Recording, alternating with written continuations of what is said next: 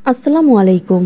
আমি পলি। আমি এখন আপনাদের একটি উপন্যাস পড়ে শোনাচ্ছি। উপন্যাসটির নাম বাইজি কন্যা, লিখেছেন জান্নাতুল নাইমা। পর্ব সংখ্যা 55 থেকে 57 পর্যন্ত সবগুলো একসাথে পড়ে শোনাচ্ছি।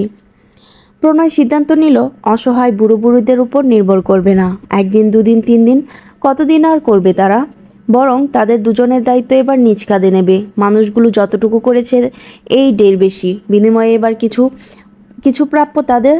দাদা টুকটাক কাজ করা দাদা টুকটাক কাজ করে কিছু সবজি ফল ফলাদিও সপ্তাহে 2 দিন বাজারে বিক্রি করে। বৃদ্ধ বয়সে অভাবের সংসার টানতে বড় কষ্ট হয়ে যায় তার। চোখের সামনে সবটা দেখে সহ্য করতে পারেনি প্রণয়। গতকাল যখন দাদা কলা আর পেয়ারা বিক্রি করার জন্য হাটে যাচ্ছিল, সেও সঙ্গে গিয়েছে। হাড় কাঁপানো শীতের মৌসুমে লুঙ্গি শার্ট গায়ে চাপিয়ে মাথাসহ মুখে মাফলার দিয়ে পেঁচিয়ে বাইরে বেরিয়েছে সে। এক নজরে হোক বা 4-5 জন নজরে হোক, কৃষক ব্যতীত অন্য কিছু ভাবা সম্ভব নয়। প্রণয় যখন এভাবে সাহায্যের হাত বাড়িয়ে দিল, শাহিনুরও টুনটুনি দাদির সমস্ত দায়িত্ব নিয়ে নিল।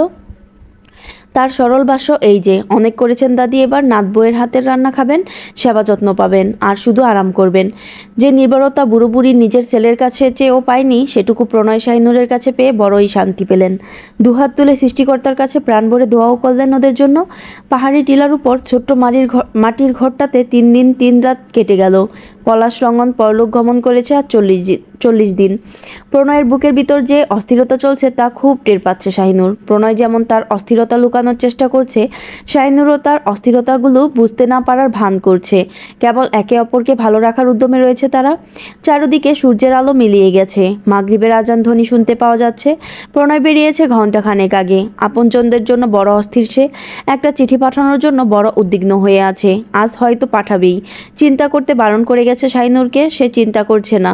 যে বিষয়ে প্রণয়ের মনে স্বস্তি আসবে তাতে সেও শান্তি পাবে। চুলা থেকে তরকারি নামিয়ে ঘরে গিয়ে টুনটুনি দাদিকে বলল, দাদি রান্না শেষ, ভাত বেড়েছি, দাদাকে নিয়ে খেতে বসুন, আপনাদের দেরি হয়ে যাচ্ছে তো। টুনটুনি দাদি বলল, আইতাসি আইতাসি।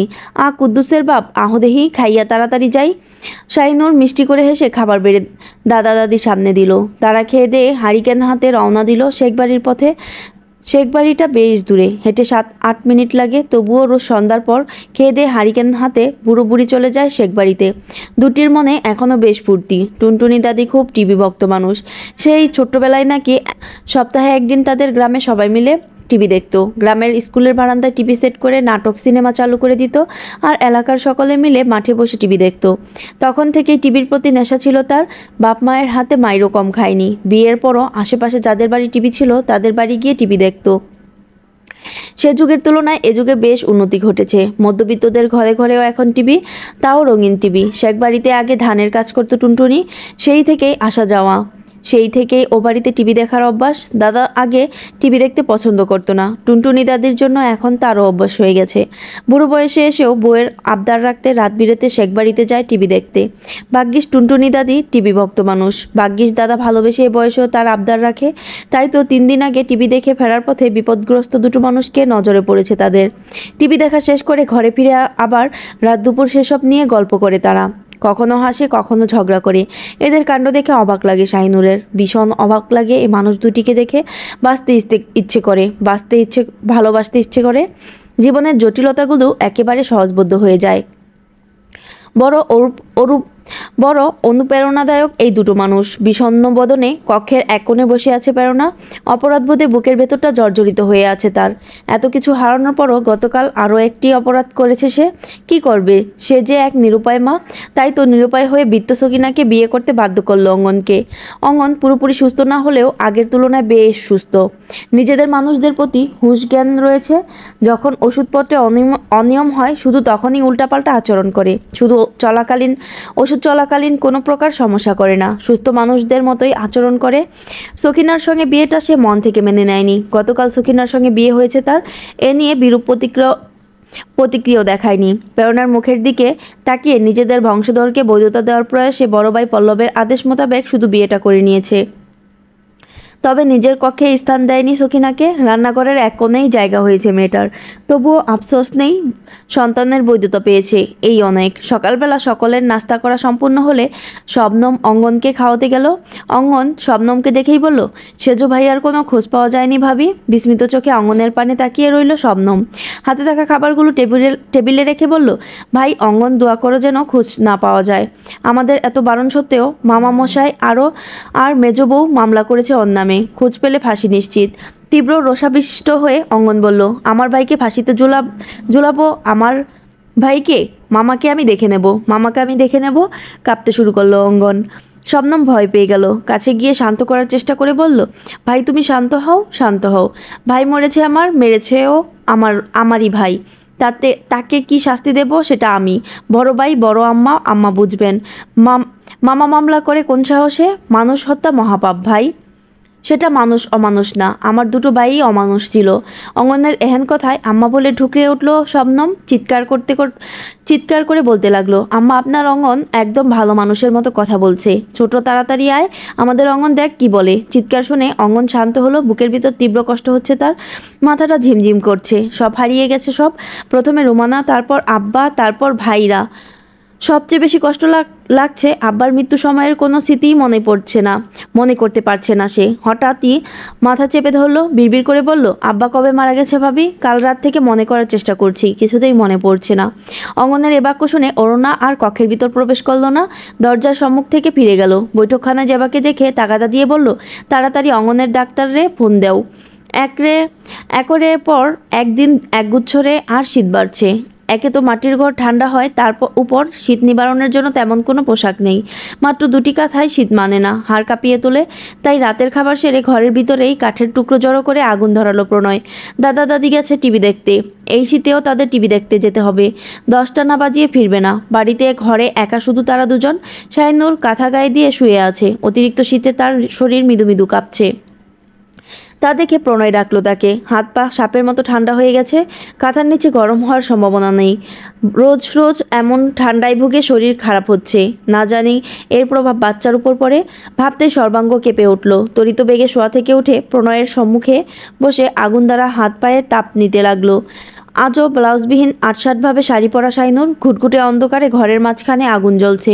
মুখোমুখি বসে আছে দুজনে। হঠাৎ অপলকভাবে তাকিয়ে প্রণয় বলল, আর কিছুদিন অপেক্ষা করো। হাটে যে শাড়িওয়ালা বসে তার থেকে শাড়ির দাম শুনে দামাদামি করেছি। 350 টাকা হলেই একটা দেবে। বুক কেঁপে উঠল শাইনুরের। নির্বাক হয়ে তাকিয়ে রইল প্রণয়ের চোখের দিকে। কর্কশ কণ্ঠের ভারী ব্যক্তিত্বের গম্ভীর মানুষটার এই কী রূপ! সেই বুদ্ধিদীপ্ত চোখ জোড়ায় আজ এ কী অসহায়ত্ব! সম্ভ্রান্ত ঘরের ছেলেটার আজ কি দারিদ্রতা! সহ্য হয় না, সহ্য করা যায় না। ছলছল দৃষ্টিতে শাইনুর বলল, আপনি অনেক শুকিয়ে গেছেন। গালের হাড় দেখা যাচ্ছে। শরীরটা কেমন ভেঙে পড়েছে। সব সময় তো আমাকে নিয়েই ভাবেন, একটু কি নিজের কথা ভাবা যায় না? মৃদু হেসে প্রণয় বলল, বোকা মেয়ে, আমি একদম ঠিক আছি, একদম ফিট। তুমিই শুকিয়ে গেছো। তোমার এই অবস্থাতেও তোমাকে ঠিকভাবে খাবার দিতে পারছি না। আমাদের সন্তান তেমন খাবার পাচ্ছে না, কিভাবে বেড়ে উঠবে ও? এই চিন্তায় ঘুম আসে না। চিন্তা করবেন না, খাবার যা পাচ্ছে আলহামদুলিল্লাহ। আমাদের ভালোবাসা, আল্লাহর রহমতে ও বেড়ে উঠবে, পৃথিবীতে আসবে। স্থির দৃষ্টিতে তাকিয়ে রইল প্রণয়। শাইনুর বলল, এত কি দেখেন? সব সময় এত মুগ্ধতা কিসের? আমার সুখকে, আমার শান্তিকে, আমার চন্দ্রকান্তাকে, সর্বোপরি আমার আধার রাতে চাঁদের আলোকে। অধরে প্রশস্ত হাসি রেখে একদমে বলা প্রণয়ের বাক্য শুনে মুগ্ধ হয়ে গেল শাহিনুর। কিছু মানুষ থাকে যারা তাদের মুগ্ধ অনুভূতি দিয়েই বিপরীত মানুষটাকে মুগ্ধ করে তোলে। কিছু পুরুষ আছে যাদের একমাত্র উদ্দেশ্য থাকে নির্দিষ্ট একজন নারীকে ভালোবাসা দিয়ে দিশেহারা করে ফেলা। প্রণয় সেই মানুষ, সেই পুরুষ। এই তো কেমন করে তাকিয়ে কেমন করে কথা বলে শাইনুরকে মুগ্ধ করে তুলল। ফলাফলস্বরূপ তার মতো করেই মুগ্ধ হয়ে তাকিয়ে আছে সে। কণ্ঠে অগাধ প্রেম মিশিয়ে প্রশ্ন করছে, আপনি খুব সুন্দর করে ভালোবাসেন আমায়, খুব সুন্দর করে কথাও বলেন। এমন সুন্দর কথা কে শেখালো আপনাকে? মনে হয় শুধু কথা বলছেন না, কবিতা শোনাচ্ছেন, প্রেমের কবিতা। বাংলাদেশের প্রায় সব ডক্টরদের মাঝে একটা কাব্যিক ব্যাপার আছে বুঝলে। মুখ ফুসকে কথাটা বলেই থমকে গেল। হঠাৎই তার দৃষ্টিজোড়া বিক্ষিপ্ত হলো। সম্মুখে বসে থাকা শাইনুর চট করে উঠে তার পাশে বসে শক্ত করে জড়িয়ে ধরল। বলল, আমার ডাক্তার সাহেব, আমাদের ডাক্তার সাহেব। তাই তো আপনার হৃদয়ে এত প্রেম, এত ভালোবাসা। অনেকটা সময় প্রণয়ের বুকে মাথা রেখে বসে রইল শাইনুর। শান্ত করে দিল অশান্ত বুকটাকে। ধীরে ধীরে শাইনুর মাথা উঠিয়ে প্রণয়কে দৃষ্টিপাত করলো। বোঝার চেষ্টা করলো তার অনুভূতি, কিন্তু বুঝতে পারলো না। প্রথম প্রণয় থমকে রয়েছে, অদ্ভুত অনুভূতি পেল, চাপা কষ্টে বুক ভারী হয়ে উঠল। উন্মাদের মতো প্রণয়ের গালে কপালে চুমু খেলো, তবুও প্রতিক্রিয়া দেখালো না মানুষটা। এতে আরও ক্ষিপ্র হয়ে প্রণয়ের উষ্ঠাধরে নিজের উষ্ঠাধর মিলিয়ে দিল। সন্বিত ফিরে পেয়ে দুহাতে শাহিনুরকে আঁকড়ে ধরল প্রণয়। বুঝলো তার বউ তার অনুভূতি না বুঝে অস্থির হয়ে উঠেছে। কি পাগল মেয়ে! দীর্ঘ সময় পর প্রণয়ের থেকে সরে গেল শাহিনুর, দু চোখে তার শ্রাবণধারা। প্রণয় হাত বাড়িয়ে ওর কপোলদ্বয় স্পর্শ করলো। অশ্রুসিক্ত নয়নে তাকালো শাহিনুর। সে চোখে অপরাধবোধ স্পষ্ট। প্রণয় জানে মনে মনে সে এখন নিজেকে দোষারোপ করছে, তাই তার অশ্রুসিক্ত হরিণাক্ষী দৃষ্টিজোড়ায় গভীর দৃষ্টি নিক্ষেপ করলো। পরিস্থিতি স্বাভাবিক করতে হবে, নয়তো ক্ষতি হবে শাহিনুরের। কি করা যায় ভাবতেই সম্মুখের জ্বলন্ত আগুনের দিকে এক পলক তাকিয়ে আবার শাহিনুরের দিকে তাকালো। সহসা মনে পড়ে গেল সেই ক্ষণ যেখানে প্রথমবারের মতো শাহিনুরের সুশ্রী মুখটা তার চোখে তীর্যক জ্যোতির ন্যায় বিঁধেছিল।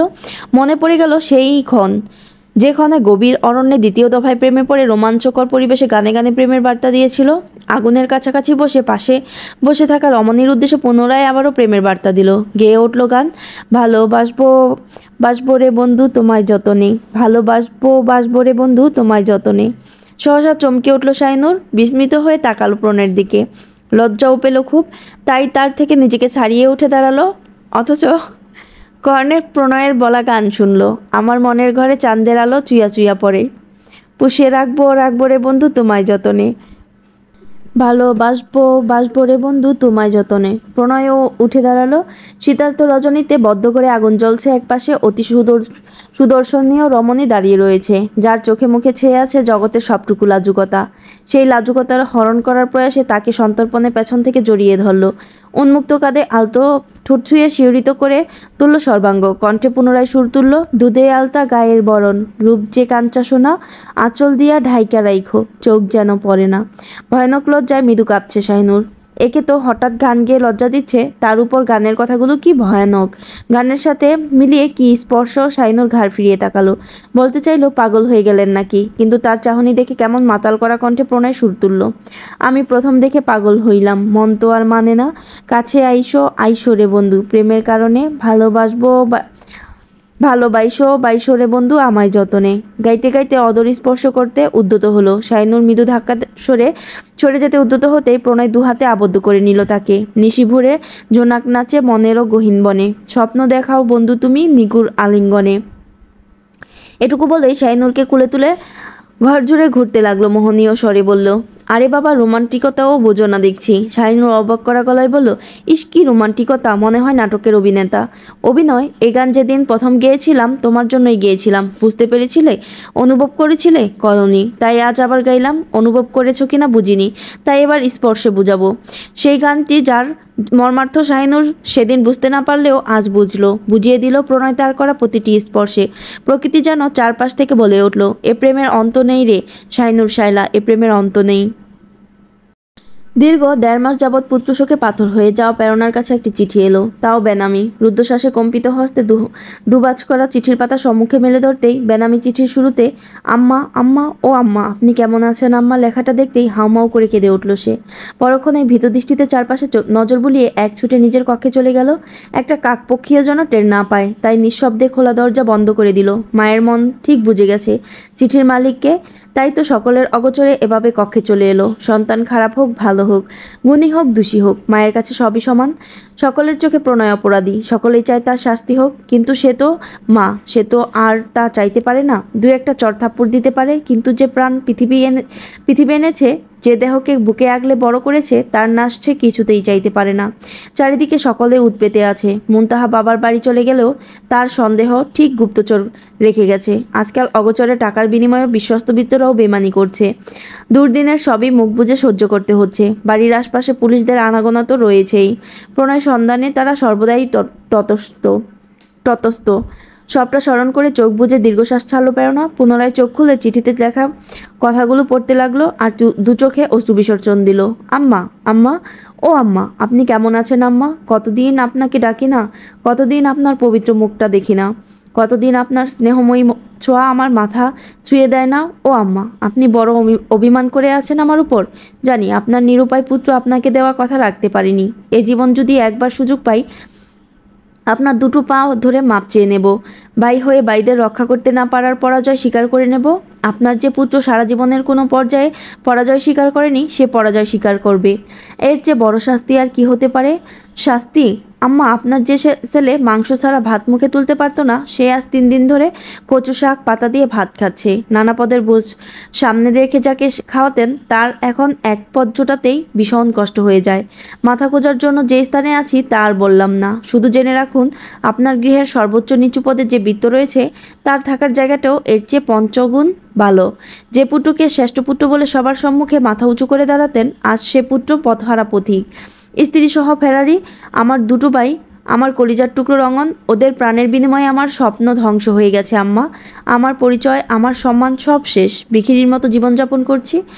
ভাতৃসুখ, স্ত্রী সন্তানের প্রাণ সংশয়, নিজের প্রাণ সংশয় আমাকে তিলে তিলে শেষ করে দিচ্ছে।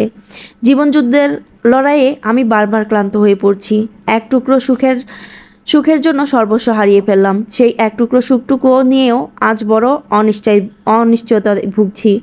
আমি আমার সুখে সুখ দিতে পারছি না। আপনার পুত্রবধূকে না আহার না বস্ত্র কোনোটাই দিতে পারছি না।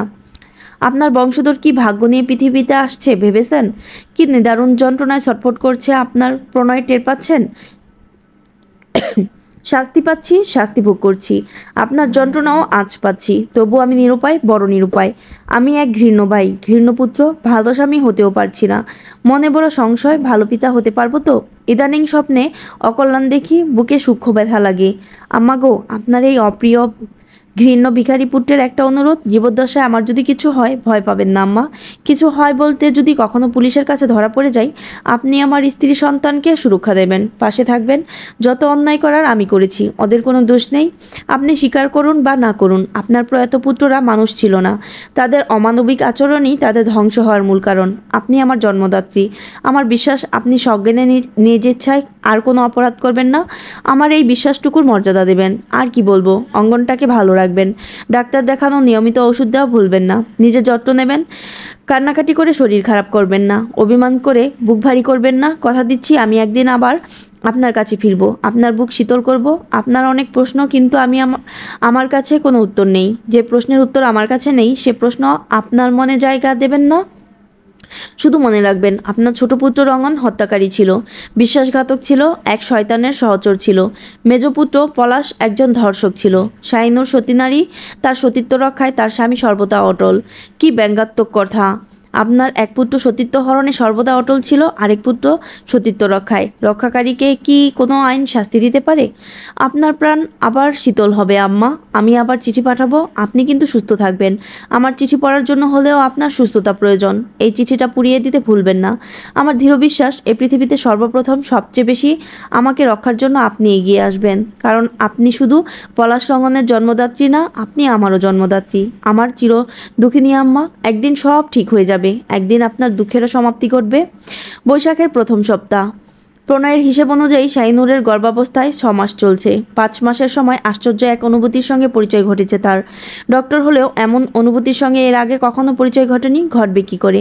এর আগে তো সে বাবা হয়নি। আনমনেই হেসে ফেলল প্রণয়।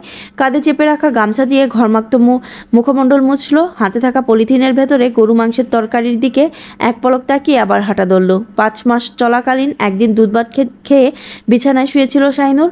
প্রণয় তার ভেজা কাপড় চিপকে উঠানে শুকাত দিচ্ছিল। এমন মুহূর্তে হঠাৎ মৃদু চিৎকার করে ওঠে শাহিনুর। সচকিত হয়ে সে ঘরে যায়।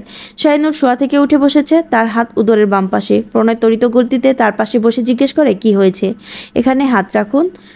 শাহিনুরের দেখানো জায়গায় হাত রাখলো প্রণয়। অবাক হয়ে তাকিয়ে রইল মুখ পানে। কিছুই বুঝল না সে। ডক্টর হিসেবে সে জানে এই সময়টায় বাচ্চা নড়াচড়া করে, কিন্তু এখন পর্যন্ত শাহিনুরের বেলায় তেমনটা দেখেনি। হয়তো প্রথমবার মা হচ্ছে বলে শাহিনুর বিষয়টা ধরতে পারছে না, তাই বলল, বাবু কি নড়েছিল? সঙ্গে সঙ্গে শাহিনুর বলে উঠল, আবার, এই তো আবার। নিজের অংশটুকুর অস্তিত্ব প্রথমবারের মতো টের পেয়ে আটকে উঠে হাত সরিয়ে নিল প্রণয়। বিস্মিত দৃষ্টিতে শাহিনুরের দিকে আবারও তাকিয়ে আবারও হাত রাখল উদরে। কয়েক সেকেন্ড পর আবারও সেই অনুভূতি। উত্তেজনায় বুক কেঁপে উঠল তার। হাত মৃদু মৃদু কাঁপতে শুরু করলো। দ্রুত হাতে শাড়ির আঁচল সরিয়ে উদর উন্মুক্ত করে পরপর 3বার চুমু খেলো। আদুরে সরে হাত বুলিয়ে ডাকলো, এই ছোট্ট পেটটায় কে আছেন শুনি? আপনি আমার কে হন, বাবা নাকি মা? প্রথমবারের মতো প্রণয়ের বাচ্চামো শিশুসুলভ পাগলামো দেখে আশ্চর্যান্বিত হলো শাহিনুর। উষ্ঠদয় ফুটল তৃপ্তির হাসি। আবার নড়ে উঠল। তাদের অনাগত সন্তান আবেগী হয়ে কেঁদে ফেলল প্রণয়। শাহিনুর তার মাথায় হাত বুলিয়ে দিল, বলল, আমি খুব ভয় পেয়েছিলাম জানেন, ভেবেছিলাম হয়তো কোনো ক্ষতি হয়েছে ওর, তাই ভয়ে আপনাকে বলিনি, টুনটুনি দাদিকে বলেছি। তারপর দাদি যখন বলল এ অবস্থায় এমন সব মায়েদেরই হয়, তখন নিশ্চিন্ত হয়েছি। প্রণয় মাথা নাড়িয়ে সম্মতি দিয়ে বলল, হ্যাঁ, মায়েদের খাওয়ার পর ওরা 3 বার করে নড়াচড়া করে। একটি সুস্থ বাচ্চা পেটের ভিতর দিনে অন্তত 10 বার নড়বেই, যদি কম হয় 6 বার, 5 বার, তার মানে বাচ্চাটা পুরোপুরি সুস্থ নয়। তাই অবশ্যই ডক্টর দেখাতে হবে। তুমি কিন্তু এদিকটা খেয়াল রাখবে। সেদিনের অনুভূতি এতটাই আনন্দদায়ক, সুখকর ছিল যে প্রতিটা মুহূর্তেই সেই অনুভূতিটুকু স্মরণ হয়। বক্ষস্থলে আকুপাকু করে বাবার ডাক শোনার জন্য। অভাব অনটন এখন আর তেমন নেই। 3 বেলা ভালোভাবেই খাবার জোটে। দাদার সাথে মিলে সবজি আবাদ করে সেগুলো বাজারে বিক্রি করে যা টাকা পায় তাই দিয়ে 3 বেলা খাবার জোটে। টাকা জমিয়ে কয়েকটা সুতি শাড়িও কিনে ফেলেছে এ কমাসে। ইদানিং কিছু টাকা সঞ্চয়ও করছে। যদি প্রসব বেদনা সহ্য করতে না পারে শাইনুর, যদি সিজারের প্রয়োজন হয়, হাতে টাকা পয়সা লাগবে তো। গুটি কয়েক মাসই বাকি। কী বা বয়স মেয়েটার? এ বয়সে বাচ্চা জন্মদান করা কি সহজ বিষয়? তার ডাক্তারি বিদ্যায় এটা ভীষণ কঠিন ব্যাপারই।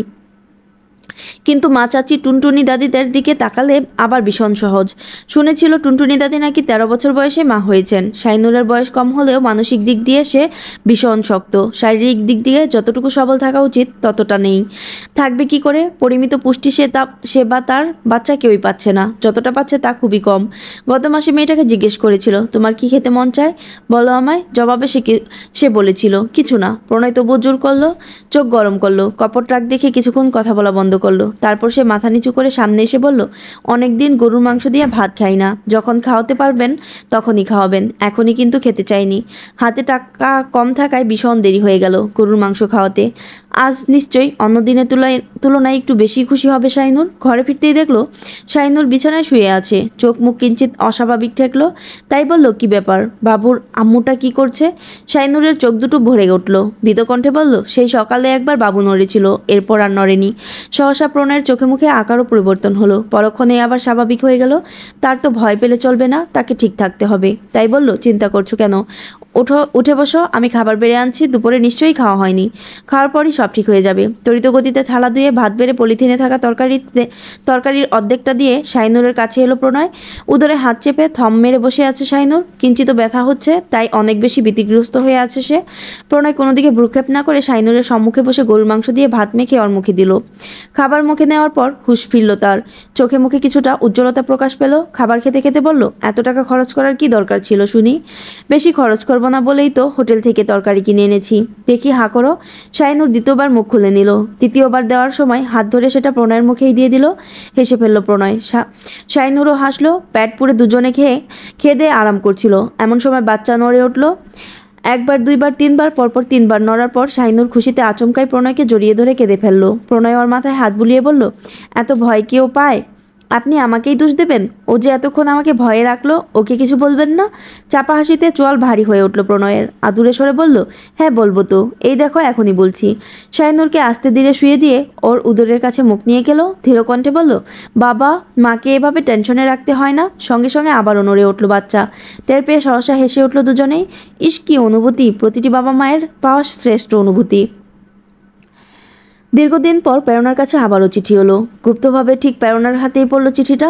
এবার চিঠিতে তেমন কিছু লেখা নেই, মাত্র 2 লাইন। সে 2 লাইনে বিষাদের লেশমাত্র পেল না প্রেরণা। যা পেল তা কেবল সুখ। এ যে সে সুখ নয়, বাবা হওয়ার শ্রেষ্ঠ সুখ, শ্রেষ্ঠ অনুভূতি। ছেলের এই অনুভূতির বার্তাটুকুকে পুড়িয়ে দিতে মন ছাই দিল না প্রেরণার। নিজের কাছে অতি যত্নে রেখে দিতে মন চাইল। সুযোগ বুঝে আবারও না হয় পড়বে 2 লাইন। বারবার, অসংখ্যবার পড়বে। তার ছেলেটা ভালো আছে, সুখে আছে, এ বার্তা বারবার পড়বে। রেখে দেওয়ার আগে আরও একবার চিঠিটা পড়ল প্রেরণা। অতিরিক্ত খুশিতে এবার শব্দ করেই পড়ে ফেলল, আম্মা, আমার সন্তান আমাকে তার অস্তিত্ব জানান দিয়েছে। আমি পৃথিবীর শ্রেষ্ঠ সুখী মানুষ আম্মা, আমি পৃথিবীর শ্রেষ্ঠ সুখী মানুষ। দোয়া করবেন তার জন্য, দোয়া রাখবেন আমাদের জন্য। চিঠিটা পুড়িয়ে দিতে ভুলবেন না। কে চিঠি পাঠিয়েছে? কার চিঠি পড়ছেন আপনি? সেজো ভাই? সেজো ভাইয়ের চিঠি? অঙ্গনের উত্তেজিত কণ্ঠস্বর শুনতেই সর্বাঙ্গ কেঁপে উঠল প্রেরণার। সত্তর গতিতে আঁচলের নিচে চিঠিটা লুকিয়ে ফেলল। ঘর্মাক্ত মুখমণ্ডল মুছে ভয়ার্ত দৃষ্টি নিক্ষেপ করলো ছেলের দিকে। উৎকণ্ঠিত হয়ে অঙ্গন বলল, কি লুকাচ্ছেন? আপনি কি লুকাচ্ছেন?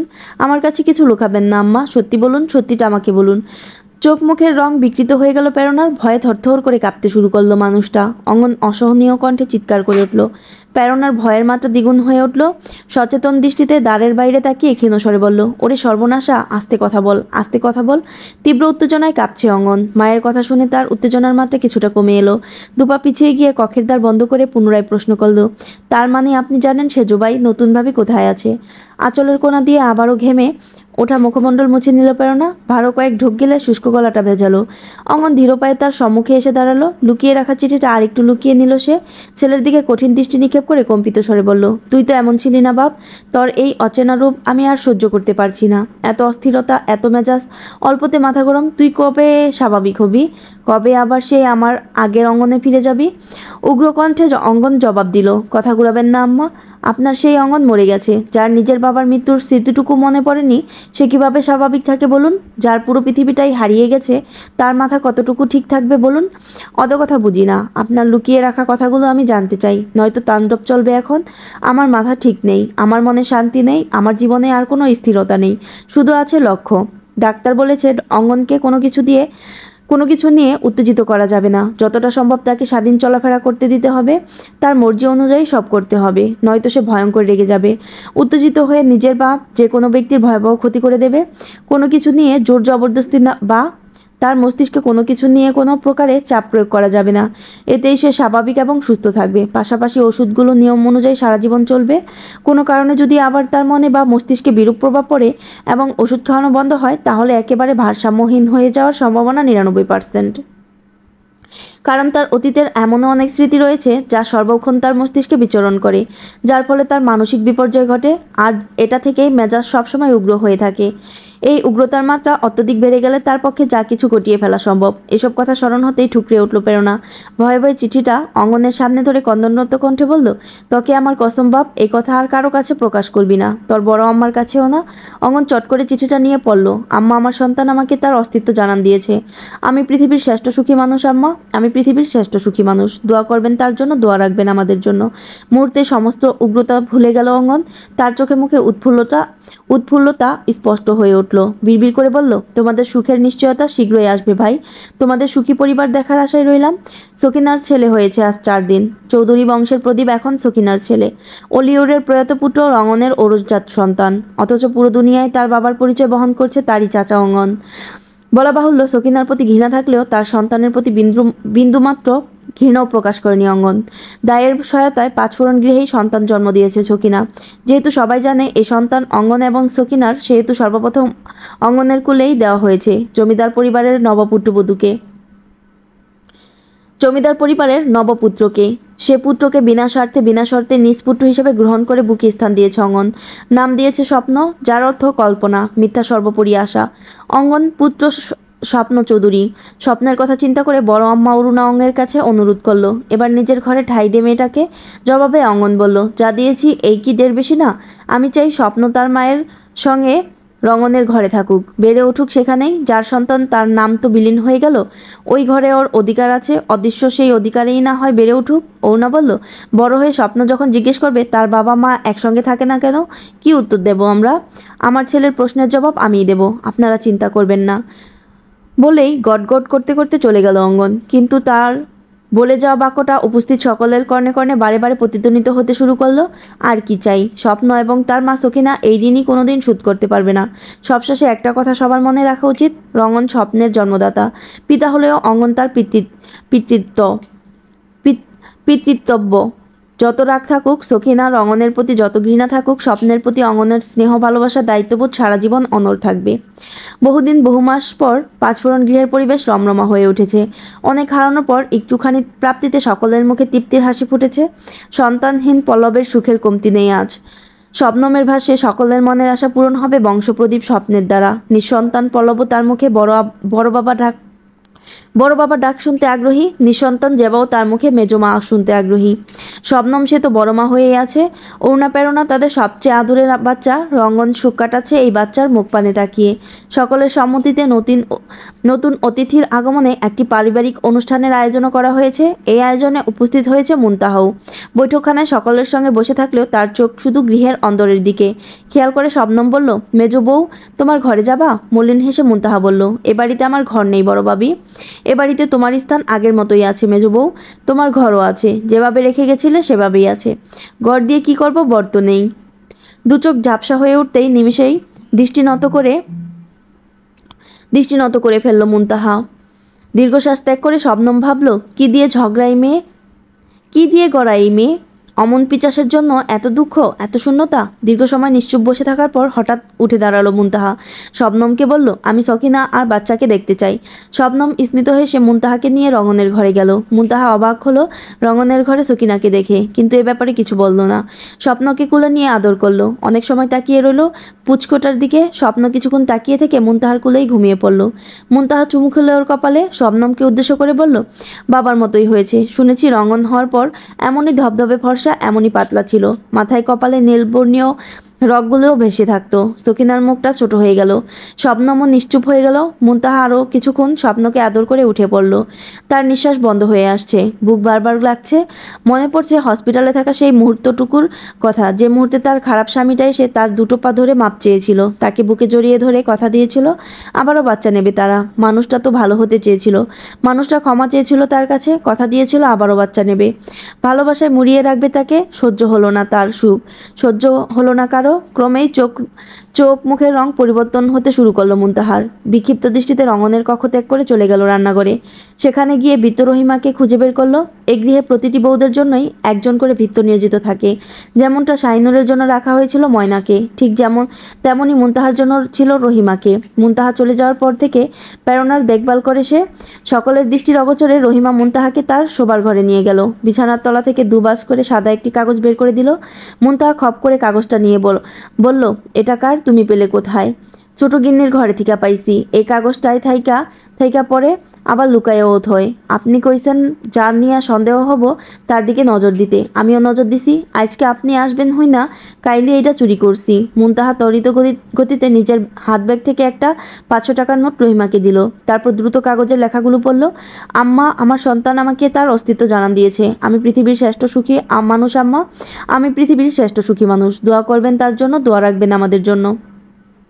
তাকে চিরদুঃখিনী করে কারা শ্রেষ্ঠ সুখ অনুভব করছে বুঝতে একটুও সময় লাগলো না। দীর্ঘশ্বাস ছেড়ে শুধু একঝাঁক অভিশাপ ছেড়ে বলল, আমি নির্দোষ ছিলাম, আমার দুঃখের অন্ত ছিল না, তারপরও আমাকে চিরদুঃখিনী করা হলো। আর তোমরা সুখী, শ্রেষ্ঠ সুখী। তিনি বেঁচে থাকলে আমি আবার মা হতাম, যে সুখ পেয়েও পেলাম না তা আবার ফিরে পেতাম।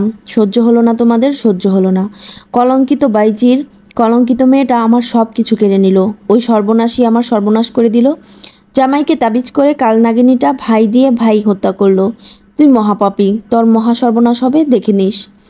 মনোহারীর দোকানের সামনে দাঁড়িয়ে আছে প্রণয়। তার চোখ দুটিতে তাকালে স্পষ্ট বোঝা যায় সে এক সুখী মানুষ। পরনে লুঙ্গি আর চেক শার্ট, কাঁধে গামছা ঝুলছে। তার এক কোনায় গিট দিয়ে টাকা বেঁধেছে, আরেক কোনা দিয়ে থেকে থেকে কপালের ঘাম মুছছে। তাকে দেখলে সাধারণ ঘরের সাধারণ এক কৃষক ছেলে ব্যতীত আর কিছু লাগছে না। তবে ব্যতিক্রম হচ্ছে সে এক সুখী কৃষক। ব্যবসা গরমে এই সুখী মানুষটার শরীরে ক্ষণে ক্ষণে উত্তপ্ত হয়ে উঠছে, দেহ থেকে নিঃসৃত হচ্ছে শ্বেত জল। আষাঢ় মাস পড়ে গেছে, আকাশে ঘুমট ভাব, যে কোনো সময় অঝোর ধারায় বর্ষণ হবে। দাদার শরীর ভালো না, তাই আজ একাই হাটে এসেছিল সে। মঙ্গলবারের হাট, সবজি, আম, কাঁঠাল বিক্রি করে বেশ পয়সা এসেছে। এর থেকে অর্ধেক দাদাকে দিয়ে বাকি অর্ধেক সে নেবে। বেশি সময় নেই, তাদের সন্তান পৃথিবীতে আসার সময় অতি নিকটে। কতদিন কাজ করতে পারবে না, হাটে আসতে পারবে না বলা যায় না। তাই অগ্রিম বেশ কিছু টাকা হাতে রাখলো। ফেরার পথে নজরে পড়ল মনোহারীর দোকানে কসমেটিক্সগুলোর দিকে। শাইনুরের হাত খালি, কান খালি, গলা খালি। স্মরণ হতেই থেমে গেল। বেশি টাকা খরচ করা যাবে না, তবুও দোকানের ভিতর ঢুকে 1 ডজন লাল রেশমি চুড়ি কিনলো, সোনালি রঙের একজোড়া ছোট্ট কানের দুল কিনলো। তারপর হুট করে নজরে পড়ল আরও 1 ডজন লাল চুড়ির দিকে। মনোযোগ সহকারে চেয়ে দেখলো এই চুড়িগুলো ছোট্ট বাচ্চাদের জন্য তৈরি। উষ্ঠাধরে মৃদু হাসি লেপটে গেল তার, দু চোখের তারায় ভেসে উঠল ছোট্ট ছোট্ট আদুরে দুটো হাতে লাল চুড়ি। অদ্ভুত এক ঘোরের মধ্যেই সে চুড়িগুলোও কিনে ফেললো। কেনার পর হুট করেই বুকের ভিতর ধক করে উঠল। দোকান থেকে ফেরার পথে আর ভ্যান নিল না সে। আজ বাড়তি খরচ হয়েছে, তাই পায়ে হেঁটেই ঘরে ফিরবে। মনের সুখে হাঁটা ধরলো। একটু পর পর ছোট্ট হাতের 1 ডজন চুড়ি বের করে দেখতে লাগলো। আনমনে হেসে ভাবলো, কে আসবে না জেনেই কিনে ফেললাম। অবচেতন মনে যখন মেয়ে বাচ্চার জিনিস কিনেছি, আমি বোধহয় মেয়ের বাবাই হব। সন্ধ্যার পরবর্তী সময় মাগরিবের নামাজ পড়ে লোকজন বাড়ি ফিরছে। কেউ মসজিদে বসে আছে এশার নামাজ পড়ে একেবারে বাড়ি যাবে বলে, কেউ মসজিদের কাছাকাছি দোকানে গিয়ে সময় অপচয় করছে। প্রণয় লোকালয় পেরিয়েই মেন রাস্তা পেরিয়ে এবার কাঁচা রাস্তায় হাঁটা ধরেছে। মিনিট 2 পরে পাহাড়ি পথ, তারপর জঙ্গল পেরোলেই তার গন্তব্যে পৌঁছাবে। জ্যোৎস্নার রাত্রিতে অতিরিক্ত কোনো আলোর প্রয়োজন নেই। নিজের ছায়া দেখতে দেখতে দেখতেই অনায়াসে এগুচ্ছে সে। এমন সময় হঠাৎ একজোড়া পায়ের শব্দ পেতেই চমকে উঠল। বুকের ভিতর অদ্ভুত এক ভয় জেঁকে বসলো। পিছন ফিরে ঘুরে কেউ আছে কিনা দেখতেও সাহস পেল না। হঠাৎ এক ভীতু কি করে হয়ে গেল সে। নিজের প্রতি বড় আশ্চর্য লাগলেও পিছু ঘুরল না। কয়েক পল অতিবাহিত হতেই নিজের ছায়ার সঙ্গে আরও একটি মানুষের ছায়া দেখতে পেল। তার পেছনে আরও দুটো মানুষ রয়েছে স্পষ্ট বুঝলো। গলা শুকিয়ে নিরস হয়ে গেল। বুকের ভিতর অদ্ভুত আকারে মোচড়ামুচড়ি শুরু হলো। পৃষ্ঠদেশে শীতল স্রোত বয়ে যেতে লাগলো। কপালে বিন্দু বিন্দু ঘাম জমতে জমতে তা চোয়াল বেয়ে ঝরতে শুরু করলো। কি বিপদ! কান খাড়া রেখে দৃষ্টি তীক্ষ্ণ করে পায়ের গতি ক্রমশ বাড়াতেই থাকলো প্রণয়। তখনই শুনতে পেলে, প্রণয় দাঁড়াও। প্রণয় দাঁড়ালো না, বরং দৌড় দেওয়ার জন্য উদ্যত হলো। চোখ তার মাটিতে স্পষ্ট হয়ে ওঠা ছায়াগুলোর দিকেই স্থির। তাই সে দেখতে পেল পেছনের জন ধীরে ধীরে হাত বাড়াচ্ছে। সে হাত ঠিক তার কোথায় স্পর্শ করবে এটুকু বুঝতেই দ্রুত একটানে শার্টের প্রতিটি বোতাম খুলে ফেললো। পেছনের আগন্তুকও তার শার্টের কলার ধরে টান দিল। সঙ্গে সঙ্গে আগন্তুক শার্ট সহ উল্টে মাটিতে পড়ে গেল। প্রণয়ও প্রাণপণে দৌড়াতে লাগলো সামনের দিকে। দৌড়াতে দৌড়াতে একসময় ঝোপের আড়ালে মিলিয়েও গেল। এই ছিল বাইজি কন্যার 55 থেকে 57 পর্যন্ত সবগুলো পর্ব একসাথে।